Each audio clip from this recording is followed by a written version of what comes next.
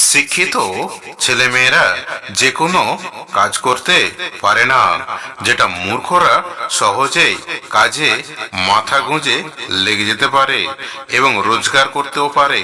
আর শিক্ষিত ছেলেমেয়েরা নিজের মনের মতো কাজ না হলে যুক্ত হতে পারে না, ফলে পছন্দ মতো কাজ খুঁজতে খুঁজতে জীবনটা বেকার হয়ে রয়ে যায়।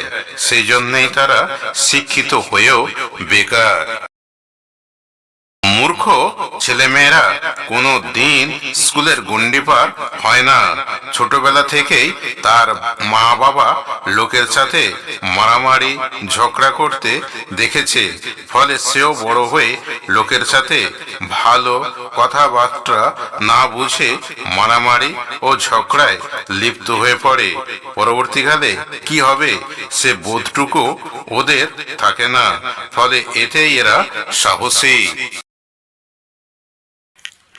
শিক্ষিত ছেলেমেয়েরা ছোটবেলা থেকেই স্কুলে মাস্টার মশাইয়ের জ্ঞান বোধ কথা শুনতে শুনতে তাদের জ্ঞানের বুদ্ধি খুলতে থাকে।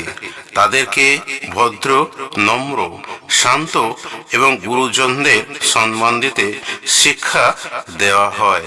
ফলে বড় হওয়ার পর ঝগড়াঝাটি অশান্তির ক্ষেত্রে যেতে চায় না, কেননা স্কুলের মাস্টার মশাই সে শিক্ষা দেননি।